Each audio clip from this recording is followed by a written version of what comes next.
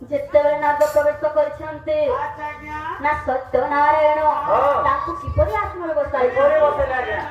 ତନୁମାନେ ଯଦି ବସାଇଲେ କତି ଦେଇଛୁ ଆସନ ଆହା ଦେଇଛୁ ଆସନ କହନ୍ତି ମୋହନ କି କାଜ ଆପଣ ଆସିଲେ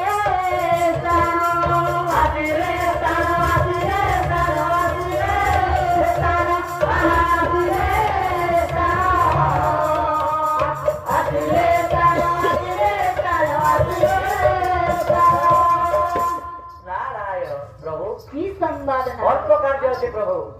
की कार्य श्री नीलनग्र हाँ वीर किशोर राजा हाँ